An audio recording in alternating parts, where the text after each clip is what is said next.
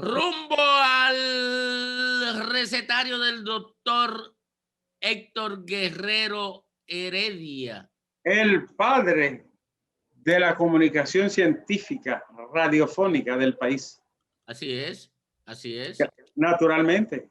No, no, déjalo ahí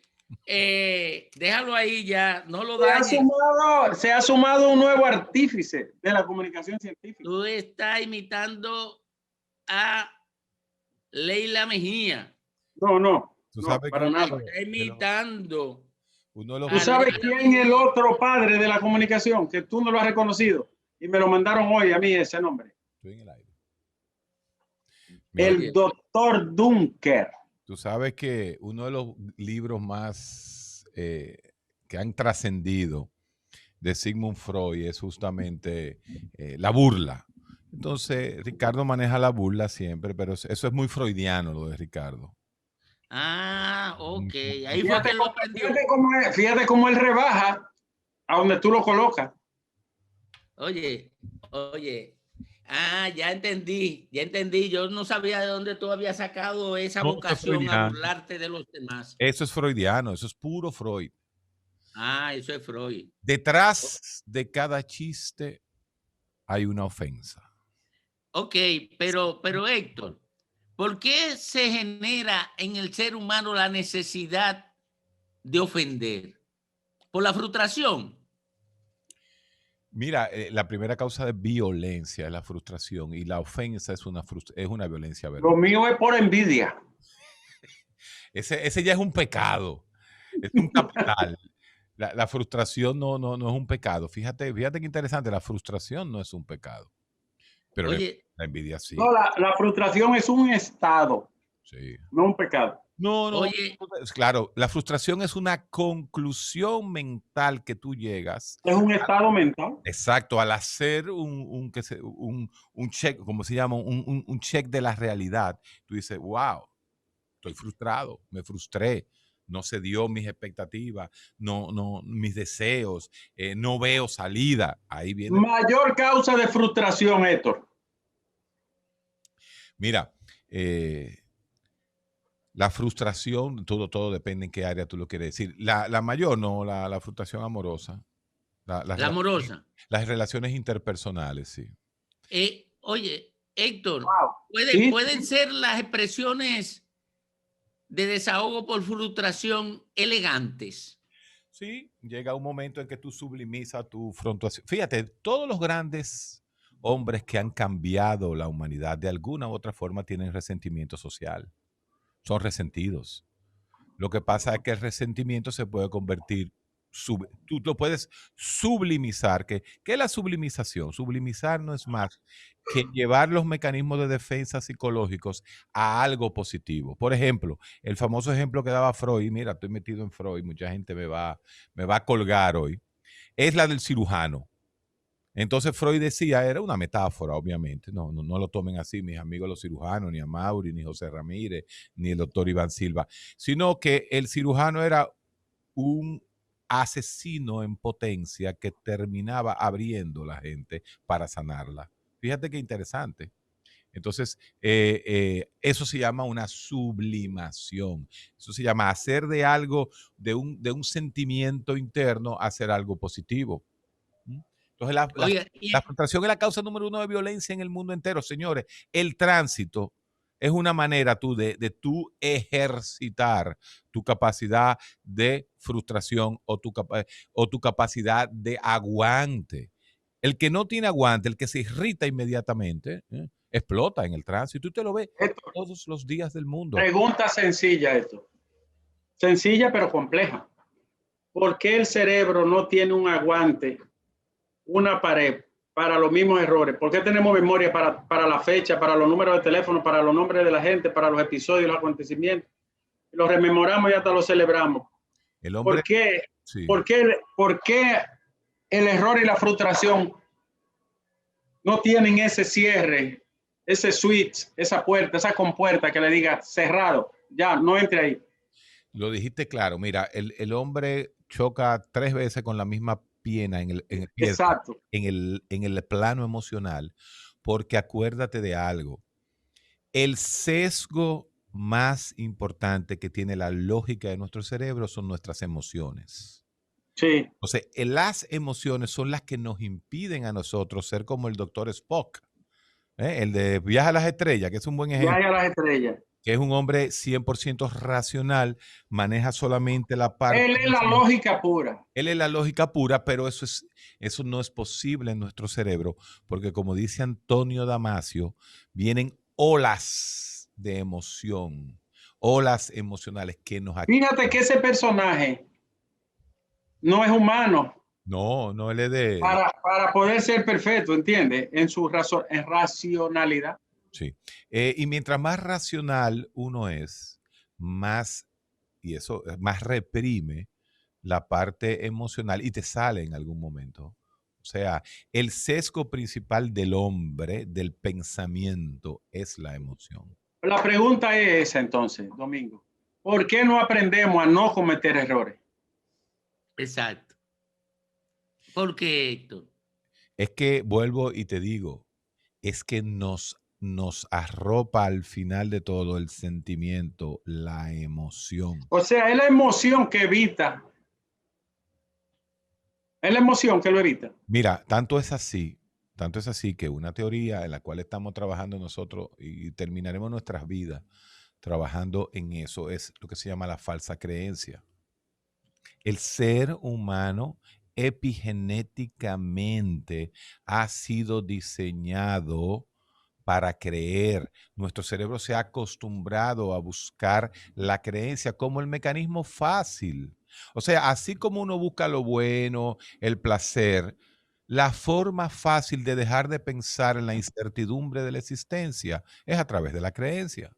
Entonces, es todo, el cerebro busca, el cerebro es vago. El cerebro si lo dejamos, oye, qué interesante, lo estoy viendo, estoy poniendo al cerebro y eso tenemos que hacer un análisis que lo empezó a hacer un filósofo hace pocos años, justamente, los últimos filósofos que concuerdan mucho con la filosofía católica y cristiana, que es Levinas, que él habla de la otredad, de cuando tú entiendes al otro como un ente, ¿no? Cuando tú respetas el límite del El otro. famoso perro de Levinas. El perro de Levinas. Entonces, justamente nosotros tenemos que poner a nuestro cerebro de esa manera. Por ejemplo, si tú percibes tu órgano estómago, tú dices, pero yo me bebo mi antiácido, un Salandro y un Alka-Seltzer me resuelven el problema del estómago. Uno está hablando de su estómago, ¿tú me estás entendiendo? Pero uno no habla de su cerebro, uno habla con el cerebro. Sin embargo, como órgano, tú lo puedes poner ahí, en el otro, ponerte fuera de tu cerebro, porque el cerebro hace lo que tú quieras. Y tú dices, caramba, pero no es con el cerebro que tú haces las cosas. Sí, pero tú sabes que tenemos un angelito bueno, un angelito malo. En todo. ¿Qué es lo que pulsea la pulsión? ¿Qué es lo que es la pulsión? La emoción, el sentimiento. Óyeme, cuando el drogadicto se va a inyectar la heroína, él está convencido de que eso es malo. Él está convencido que se va a morir si sigue en eso. Él está convencido que le va a dar sida y termina poniéndosela. Entonces, ¿qué hace eso? Cuando tú te comes las 2 empanadas sabiendo que te va a subir el colesterol, ¿por qué lo haces? Y estamos hablando del plano biológico. Eso sucede. Porque hay unos núcleos ahí arriba que me demandan grasa y azúcar a 2 manos. No puedo pararlo. Yo sé que lo que conviene son los granos y la fibra y los vegetales de lidia, pero que el cerebro me está pidiendo grasa. Dime tú, ¿cuántas personas, a menos que sea Ricardo Nieves, escogen un molondrón en vez de un chicharrón? ¿Qué es lo que hace? Ese es el yin y el yang, ese es el bien y el mal, ese es el diablo. Sí. Es la figura medieval, ese es el demonio, ese es el diablo, porque todo el mundo sabe que el chicharrón te va a producir hipercolesterol, pero es bueno. ¿Y por qué no es bueno el molondrón? ¿Por qué el molondrón no estimula las mismas áreas del cerebro que estimula el chicharrón? Porque la papila gustativa que controla el cerebro tiene demasiado tiempo procurando la grasa y el azúcar. Esto. Claro, entonces, al final, ahí llegaste a un punto interesantísimo. Claro, el chicharrón te da a ti 3 días de energía. 3 días de energía. Pero ya nosotros no necesitamos esa energía porque nosotros acumulamos la energía. Nosotros ya tenemos energía de más. Por eso hay obesidad en el siglo XX. Antes no había gordo. No. Chequéate todas las pinturas de Da Vinci y del Cinquecento y del Quattrocento y de todo el mundo. O vete a los romanos que hacían bacanales. Solamente Nerón era un poco gordito, ¿eh? Pero un poco, él no era que era un obeso. No, en el imperio hubo gente obesa porque se comía de manera... Bueno, pero eran los reyes. Después nadie. Sí, claro, los patricios. Los patricios, exactamente. Los patricios. Pero es por eso, porque al final el cerebro le busca valor y le da valor a lo que más, por ejemplo, en el área de comida, estamos hablando en el área de comida a todo lo que tiene alto poder calórico. Un molondrón no tiene ni 20 calorías. Un pedazo de chicharrón tiene 400 calorías de grasa. Entonces, el hombre busca el placer, buscando la extensión de la vida, buscando lo más energético, la energía. Pero llega un momento en que nosotros no necesitamos esa energía extra. Entonces, quitárnosla de arriba es muy difícil. Es muy difícil quitarnos ese impulso a comer. Y que nadie lo aguanta, ¿eh? Si tú le pones un No, y el otro elemento, Héctor, de la obesidad hoy es la grasa saturada, que sobreabundan en todo. porque son las que más placer producen. Porque antes no habían esa. No hay una vaina que llame más la atención del gusto y el olfato que un chicharrón crachi crachi. Oh, pero el crunchy y la grasa al mismo tiempo. Fíjate un detalle. En todas las culturas, cuando hay exceso, cuando hay lo que se llama, vamos a llamarle así, cuando hay mucho, cuando hay abundancia, en todas las culturas, tú me puedes decir un país y yo te voy a decir qué hacen. ¿Qué hacen todas las culturas? Fríen la harina blanca. Freír la harina blanca existe en toda la cultura. Mira, ¿cómo le llaman los chinos al pastelito? Dumpling. ¿Cómo le llaman los chinos a los japoneses al pastelito? Gyoza. ¿Cómo le llaman los italianos al pastelito? Ravioli, gnocchi. ¿Cómo le llaman los españoles? Empanada. ¿Cómo le llaman los americanos? Pastry, lo que llaman la pastry, que es lo que más se come. Entonces, ¿dónde hay empanada? En toda parte del mundo hay empanada. En Puerto Rico, en República Dominicana, en Jamaica. Las empanadas jamaiquinas son famosas.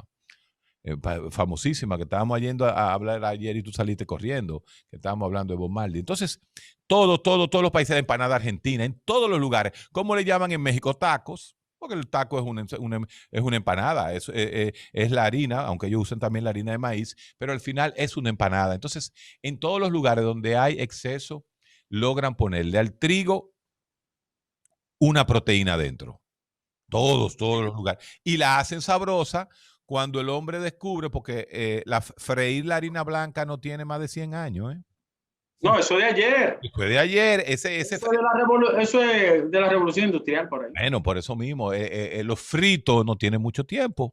Entonces eso ha cambiado, porque eso es rico, porque tú nada más ves una empanada. Es que nadie se resiste a una empanada. Fíjate que es la primera expresión de comida. Tú pasas, por ejemplo, en un barrio pobre. En todos los barrios pobres, en algún momento, la empanada es el primer. La pizza, ¿qué es la pizza? La pizza es una empanada abierta. Héctor, el picapollo nunca va a quebrar. No, imposible. No quiebra el picapollo. Puedes decirle, mira, tú puedes buscar a los gourmets más grandes del universo y te dicen que el picapollo es una de las mejores comidas del mundo. Porque son el sur de los Estados Unidos. Es famoso pollo frito americano. Sí. Hicieron los africanos. Eso no tiene madre, los afroamericanos. Entonces, todo lo que tiene crunch y todo lo que tiene cuero. ¿Y tú sabes por qué? Ahí caemos ya a la realidad real. Porque lo que más se parece a la carne humana es el cerdo. Y el hombre mismo que creó los mitos y lo creó todo, duró millones de años siendo caníbal. Millones no, miles de años, cientos de miles de años siendo caníbal. El hombre se comía entre sí. Sí. Y hay otro elemento, Héctor. los hábitos alimenticios, o sea, el tema de la variedad, de los gourmet, los platos y todo eso, son invenciones modernas. Claro. Antes la comida era uniforme. Para los de abajo, esto y esto y esto. En la Edad Media la gente comía lo mismo siempre, lo que podían comer un poco. Y la nobleza y el clero inventaban los platos y eso, pero se quedaban arriba. O sea, el tema de la cultura gastronómica se expande con el crecimiento de las ciudades, la llegada del Estado laico y una serie de factores sociales y económicos que empujan el mundo, ¿no? La colonización, por ejemplo, ¿no? El descubrimiento de América en 100 años cambió la cultura de comida europea. Señores, desde 1400 para abajo, desde el Príncipe para abajo, en Italia no existía el tomate. Imagínate tú, Italia sin tomate. Y antes de que Marco Polo llegara, no existían las pastas en Italia. Entonces, ¿qué era lo que se comía en Italia? Un pedazo de pescado con vegetales, igual que en toda Europa, que lo que se come es pescado y vegetales, carne y vegetales, chivo y vegetales. Fíjense ese detalle. Pero cuando entra el tomate que viene de América, el tomate cambió la culinaria de todos los países del Mediterráneo. Todos cambiaron. Y fíjate que ahora tú no te imaginas Italia sin un tomate.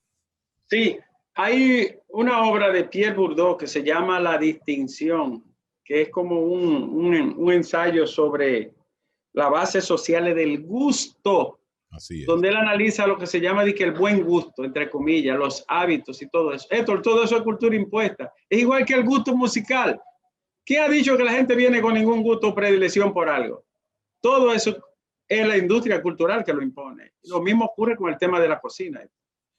Así mismo es. Pero hay también factores genéticos que estimulan. No, naturalmente que sí. Los guerreros y los nieves pueden tener una inclinación hacia sí. de manera epigenética, ¿no? No. Y tú le das una sopa de China a un muchachito dominicano acabadito, tú les das a los dos y ellos cada uno cogen su parte. La gente no lo cree, pero si tú le das a un dominicano un bate, una pelota, o tú le das un palo, el niño dominicano abanica sin darte cuenta. Tú le tiras una pelota a un europeo y le das una patada, el dominicano sí. Coge y la lanza. Y esto no es de que estoy inventando, es que es así. No, eso está verificado. Y eso es epigenético. Claro. Una combinación de adentro y afuera. Así es. Ahora, volviendo al gusto. La capacidad que el cerebro acumuló por cientos, miles de años para distinguir esto. A mí, yo siempre me he puesto a analizar que una de los grandes esfuerzos cognitivos del ser humano fue la clasificación de los alimentos primarios al inicio. ¿Cuánta brega debió dar? ¿Y cuántos experimentos? ¿Cuánta experiencia acumulada? Fallida la mayoría en los inicios, para finalmente clasificar esto, por ejemplo, los vegetales que me voy a comer.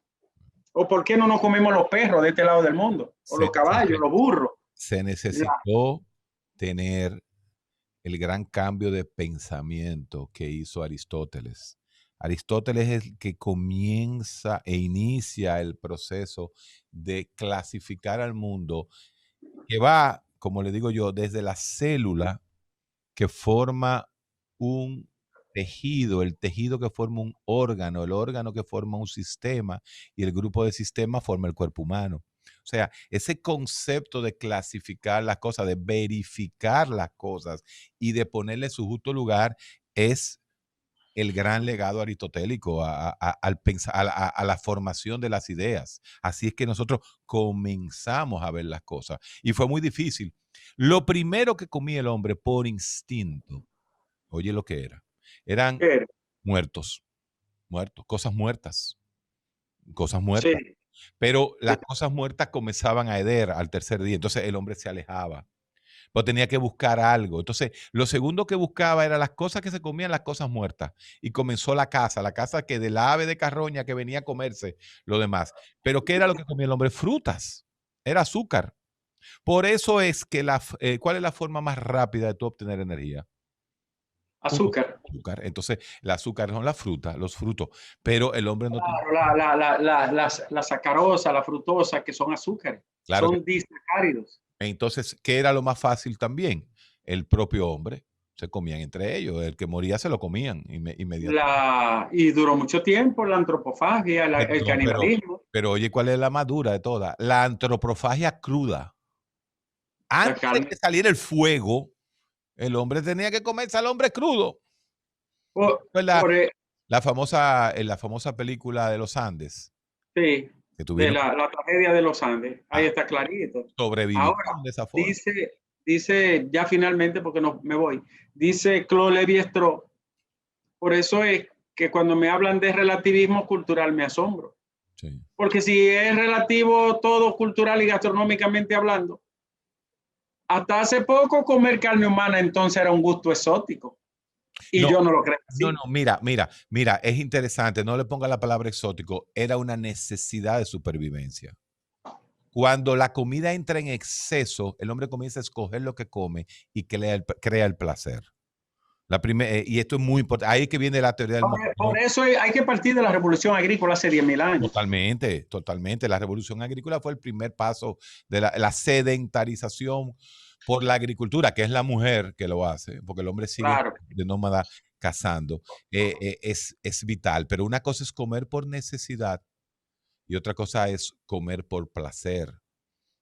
La abundancia es la que crea el placer en la comida, pero eso no tiene tantos años. Por eso no había gente flaca en alguna época. Entonces, cuando yo llego a un restaurante finalmente y me dan el menú y pido que me den, ¿cómo se llama esta carne que la dejan medio cruda? ¿Cómo se llama el trozo ese que no es filete, sino el otro? ¿Cómo se llama que a ti te gusta? No, depende, tú tienes... Churrasco. Cuando pido que dame un churrasco a media que le salga la sangre, no es más que una manifestación epigenética de recordación de aquellos días grises en que nos tirábamos unos a otros, crudito. 100%, así mismo es. Ay, Isidro. El churrasco parece una nalga de niño. Ay, Isidro, llévate.